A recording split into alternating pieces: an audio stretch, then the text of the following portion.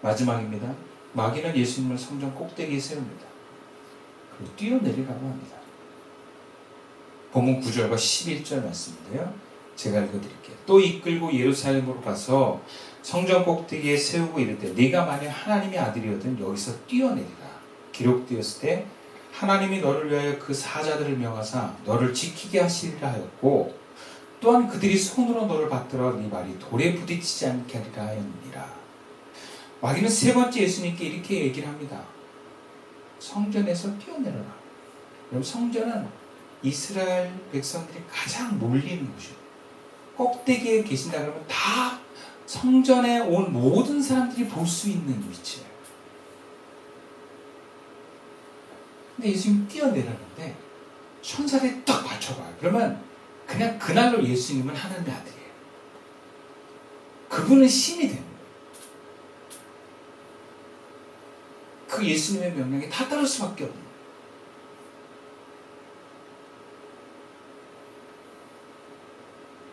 그리고 마귀는 이런 얘기를 하면서 성경을 인용합니다. 시편 91편 말씀. 이스라엘 백성의 은혜 가운데 있는 자식은 뛰어내렸을 때 하나님께서 받치시고 돌에 부딪히지 않도록 상하지 않게 해준다는 말씀을 인용합니다. 네가 이러면 진짜 그리스도로 증거되는 거야. 마치 뭔가 새로운 아이디어로 재현하는 것 같은 모습. 근데 여기에 문제가 되는 것은 천사들이 받쳐줘야 예수님은 하나님의 아들이 되고 안 받쳐주면 예수님이 하나님의 아들이 안 돼버려요. 여러분, 우리는 하나님의 나라를 세워간다는 미명 아래 하나님께서 인도하시는 생명과 사랑의 삶을 살아가려고 하는데요. 자기도 모르게 은근히 복을 바랍니다. 하나님, 내가 이렇게 사니까 복 주셔야 됩니다. 나름대로의 논리와 계산이 들어가 있습니다. 그리고 그것이 이루어질 때, 역시 하나님 나를 사랑하셔. 그런 확신을 갖습니다.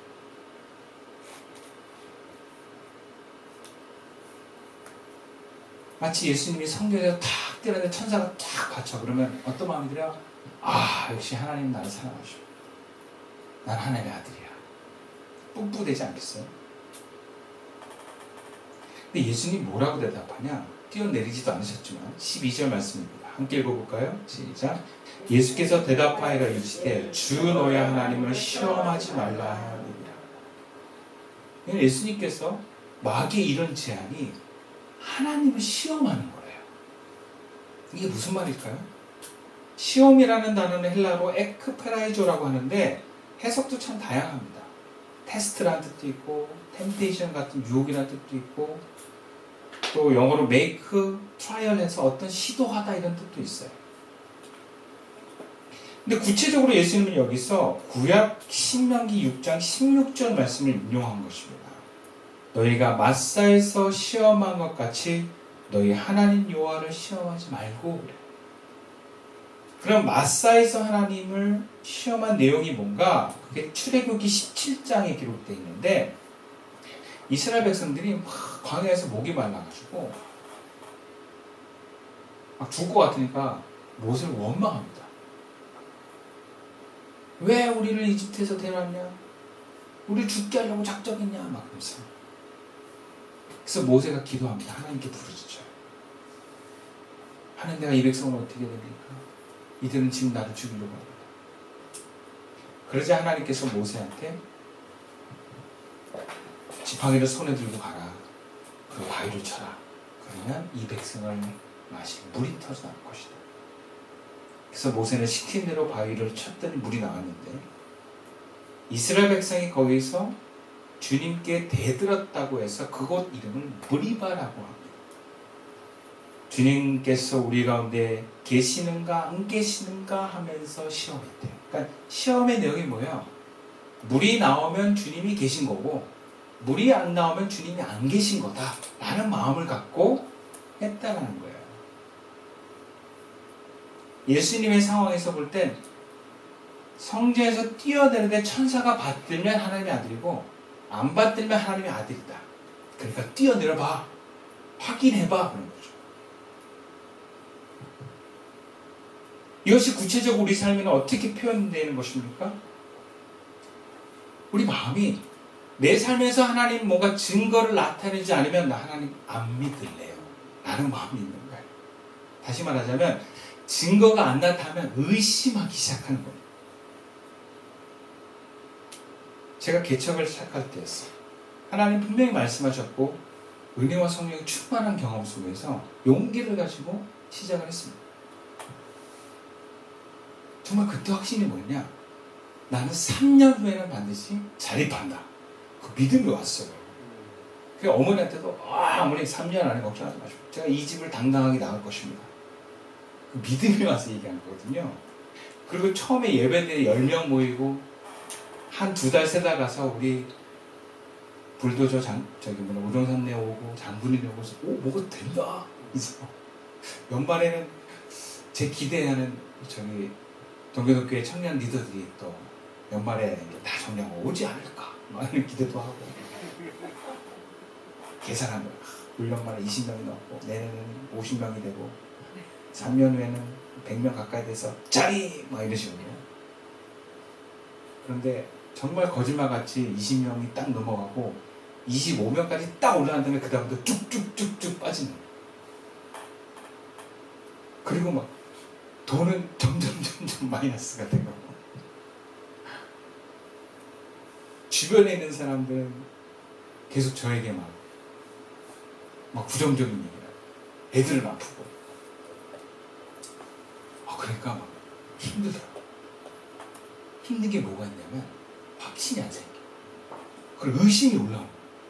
내가 이 길 가는 게 맞나? 말이죠. 그러니까 제 마음에 어떤 마음이냐면 하나님이 이 길 가라고 했으면 뭔가 성도도 많아지고 교회도 잘 되고 부흥해야 되는 거 아니야? 이런 마음이 있었던 거예요. 마치 성전 꼭대기에서 뛰어내리면 천사들이 받들어야 되는 거 아니야? 왜? 하나님의 아들이니까.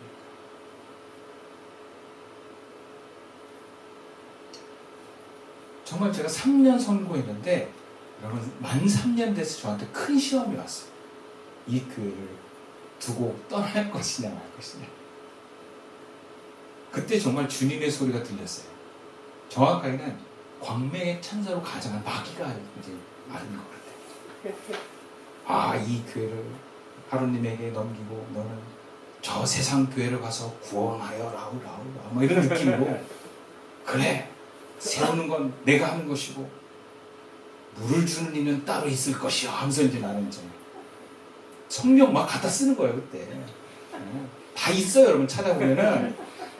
성경에 얼마나 많은 말씀들이 있는데요. 얼마든지 가능합니다.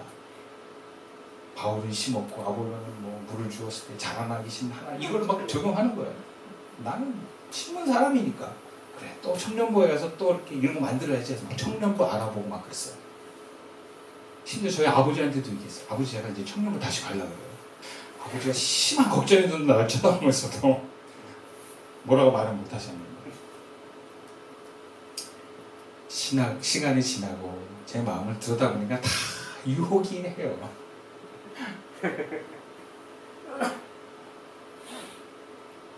정말 강력한 시험의 순간이 여러분 오더라고요. 저도. 여러분 그 시험이 왜 왔는가를 살펴보니까 제가 확인받고 싶었어요. 잘 되면 하나님 뜻이고 안 되면 하나님 뜻이 아니에요. 그래서 여러분 우리가 안 됐을 때 여러분 하나님을 내가 여전히 변함없이 신뢰할 수 있느냐 여러분 그 시험을 받게 됩니다. 내가 기대한 대로 안 되면 하나님 뜻이 아니야. 이런 사람들은요 다 떠납니다. 성과가 없고 바라는 결과가 나타나지 않고 나는 여전히 두렵고 불안하고 미래가 불확신하게 되었을 때 여러분 하나님의 사람들은 흔들립니다. 이것이 시험입니다. 너 그래도 나를 따를 수 있느냐? 예수님이 제자들에게 묻습니다. 기적을 베풀지 않자 무리들이 다 예수님을 떠납니다. 예수님이 제자들에게 너희도 가려느냐 묻습니다. 기적도 베풀지 않고 나는 왕도 안 될 거고 오히려 십자가에 죽을 건데 너희들 나를 여전히 따를 거냐?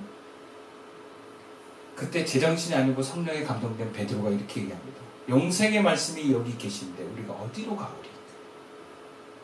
그러니까 우리의 결과와 상황이 아니라 영생의 말씀이신 그 하나님이 우리와 함께 있는 것이 우리가 있어야 되는 이유인 줄 믿습니다. 성과가 없고 바라는 결과가 나타나지 않을 때 우리가 불안하고 두려워서 절망한다면 마치 갈멜살 전투를 이기고도 죽기를 구하는 엘리야처럼 될 수 있습니다.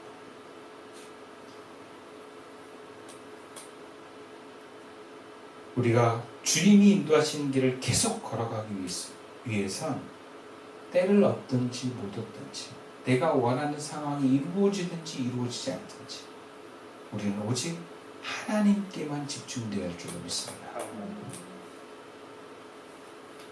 말씀을 마치겠습니다. 하나님께서 우리에게 성령을 부어주시고 또 마귀의 시험을 허락하신 이유가 무엇이겠습니까? 광야를 인도하신 이유가 무엇이겠습니까?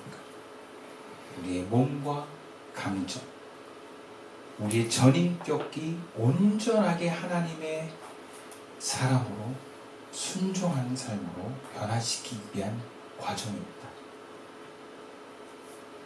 우리는 겸손하게 나의 연약함을 인정하고 하나님께 긍휼을 구합시다. 하나님은 나를 점점 정금같이 단련하여서 예수님과 같은 하나님의 사람으로 만들어 가실 것입니다. 그 믿음의 길, 그 진리의 길을 포기하지 않고 함께 걸어가실 수 있는 저와 여러분 우리 시선교회 될 수 있기를 주님의 이름으로 축원드립니다. 기도드리겠습니다.